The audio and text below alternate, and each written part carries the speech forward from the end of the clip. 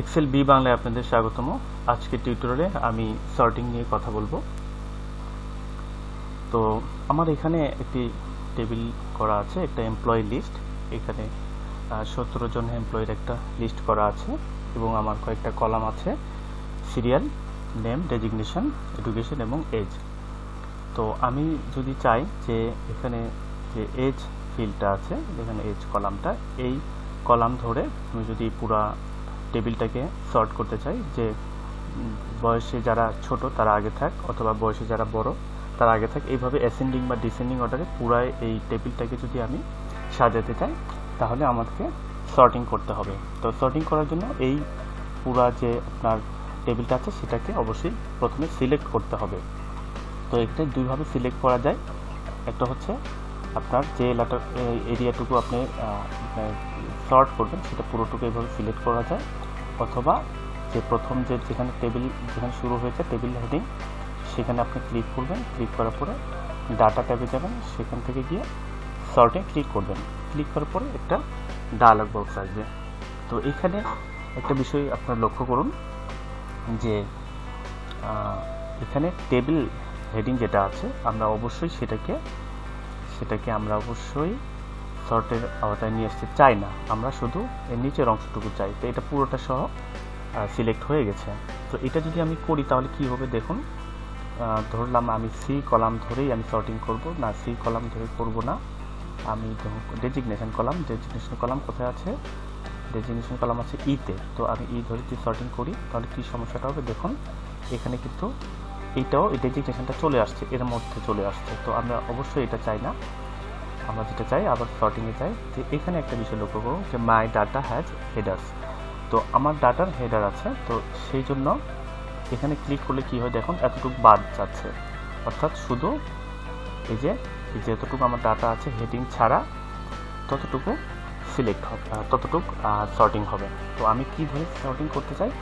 For example আমি designation ধরে আমি সর্টিং করতে চাই। তো ডেজিগনেশন এখানে চলে আসছে, আমি ছোট থেকে বড় অর্থাৎ অ্যালফাবেটিক্যালি এখানে এ বি এভাবে এটা আপনার সর্টিং হবে। তো আমি ওকে দিই, দেখুন এ প্রথমে, তারপরে ডি, এ দিয়ে অ্যাসিস্ট্যান্ট ম্যানেজার, তারপরে ডি এম এভাবে আসছে, তো জি আসছে। তো এইভাবে এটা সর্টিং হয়ে গেছে। এখানে একটা সমস্যা দেখুন, সিরিয়াল নাম্বারটা এলোমেলো হয়ে গেছে। তো আপনি যদি চান যে সিরিয়াল নাম্বারটা ঠিক রাখবেন তাহলে আসলে এখানে আপনার ক্লিক করে এই সর্টিংয়ে গিয়ে এসে এভাবে যদি সিলেক্ট করেন তাহলে এটা কিন্তু হবে না, কারণ এই কলামটা বাদ দেওয়ার কোনো অপশন এখানে কিন্তু নেই। তো যেটা করতে হবে সেক্ষেত্রে এখানে প্রথমে ক্লিক করবেন যেখান থেকে আপনার মেইন টেবিলটা শুরু হয়েছে এবং অবশ্যই এটা ছাড়া। তো এতটুকু অংশ যতটুকু আপনি সিলেক্ট আপনার সর্টিং করতে চান ততটুকু শুধু সিলেক্ট করবেন। আমি এটা বাদ রাখলাম। এরপরে সর্টিংয়ে যাবেন। সর্টিংয়ে গিয়ে এখানে আবার একটা সমস্যা দেখা দিয়েছে যে প্রথমে একটা বাদ দিয়েছে দেখেন। তো এইখানে এটা এই চেক মার্কটা উঠাই দিবেন। দেখুন এখন আপনার যতটুকু দরকার ততটুক সিলেক্ট হয়ে গেছে। এখন আপনি কি ধরে সিলেক্ট করবেন, কি ধরে আপনার সর্ট করবেন সেইটা আমি সর্টিং করব কলাম ই ধরে। তো আমি ইকে সিলেক্ট করা যেহেতু একবার করেছি না, তারপরে তো আনডু করেছি, সমস্যা নাই, ওকে দিলাম। দেখুন আবার আমার সর্টিং হয়ে গেছে এবং এটা ঠিক আছে, সিরিয়াল নাম্বার ঠিক আছে।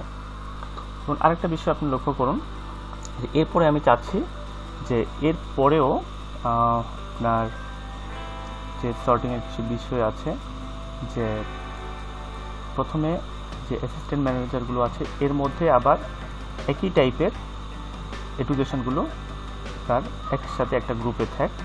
তো এইটার পরে আপনি চাচ্ছেন এর পরের অংশ আপনার এডুকেশন ধরেও আপনি সর্টিং করতে চাচ্ছেন, অর্থাৎ অ্যাসিস্ট্যান্ট ম্যানেজারদের মধ্যে তারা মাস্টার্স তারা একসাথে থাকবে, এটা অটোমেটিকই একসাথে চলে আসছে। তো আমি এটা একটা চেঞ্জ করে দিই, এটা করে দিই। তো মাস্টার্সগুলো একসাথে থাকবে, অনার্সগুলো একসাথে থাকবে, এমবিএগুলো একসাথে থাকবে। তাহলে আপনাকে একটু মাল্টিপল সর্টিং করতে হবে। সেই ক্ষেত্রে যেটা হবে, সর্টিংয়ে যাবেন, একটা করা আছে, তো লেভেল আপনাকে আপনাকে বাড়াতে হবে অ্যাড লেভেল। এখানে গিয়ে প্রথমে ডেজিগনেশন ধরে সর্টিং হবে, এরপরে ডেজিগনেশনের মধ্যে একই টাইপের যে এডুকেশন সেগুলো একসাথে থাকবে। সেক্ষেত্রে আমাকে পরের কলাম এফ, আমি এফ সিলেক্ট করলাম, ওকে দিলাম। এখন দেখুন যে অ্যাসিস্ট্যান্ট ম্যানেজার আসছে এবং এরপরে তার একজন বিবিএ আছে, সে আলাদা হয়ে গেছে। এরপরে দুইজন অনার্স একসাথে আসছে, এরপর অ্যাসিস্ট্যান্ট ম্যানেজারের মাস্টার্স একজন, এরপরে অ্যাসিস্ট্যান্ট ম্যানেজার দুইজন এমবিএ একসাথে আসছে। ঠিক একইভাবে ডেপুটি ম্যানেজারদের মধ্যে যেভাবে হয়েছে দেখুন আলাদা আলাদা হয়ে গেছে। ঠিক ম্যানেজারদের মধ্যেও প্রথম ম্যানেজার হিসেবে সর্টিং হয়েছে। এরপরে এখানে আসলে যেহেতু আমার এটা ছোট টেবিল, এখানে নিচের ক্ষেত্রে আসলে এটা বোঝা যাচ্ছে না কীভাবে সর্টিং হয়েছে, কিন্তু আপনার প্রথমটা যদি খেয়াল করেন অ্যাসিস্ট্যান্ট ম্যানেজার, সেক্ষেত্রে দেখুন আপনার এই প্রথমে ডেজিগনেশনগুলো সর্টিং হয়েছে এবং একই ডেজিগনেশনের মধ্যে যদি আলাদা আলাদা এডুকেশন থাকে এবং একই এডুকেশন যদি দুই ধরনের থাকে তারা একটা পাশাপাশি হয়ে আসছে। তো এইভাবে আপনার লেভেল যোগ করে করে এটা করা যায়। তো এর সাথে যদি আমি আরও একটা বিষয় আপনাদের বলি, যে আমি যদি চাই প্রথমেই যে প্রথমে এডুকেশন তারপর ডেজিগনেশন, এই যে আপনার মুভ এবং ডাউন কথাটা আছে দেখুন, এটা ই হয়ে গেল, এটা এফ হয়ে গেল। আমি আবার করছি, দেখুন এই জায়গাটা খেয়াল করুন, প্রথমে ই তারপরে এফ। তো আমরা এইভাবে করেছি, কিন্তু আমরা যদি চাই প্রথমে এডুকেশন থাক তারপরে ডেজিগনেশন আসুক, তাহলে কী হয় বিষয়টা দেখুন। বিবিএ আসছে, কতজন বিবিএ এবং তাদের মধ্যে যে ডেজিগনেশনগুলো এরপরে আলাদা হয়ে গেছে। এরপরে অনার্স কতজন, তাদের মধ্যে যে ডেজিগনেশনগুলো সেটা আলাদা হয়ে গেছে। মাস্টার্স কতজন, তাদের মধ্যে যে ডেজিগনেশন সেটা আলাদা হয়ে গেছে। তো এইভাবে চাইলে আপনি এজ ফিল্ড ধরেও আপনি সর্টিং ইচ্ছে করলে করতে পারেন।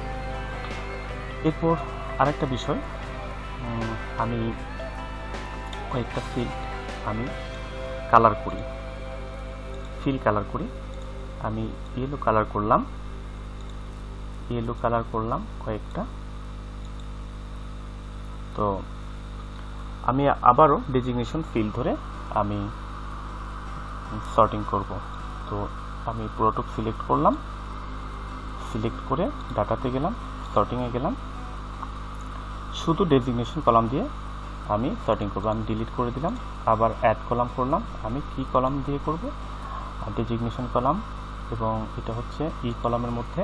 এখানে একটা বিষয় আমি খেয়াল করবেন, এখানে ভ্যালু করা আছে, আমি এখানে ক্লিক করলাম।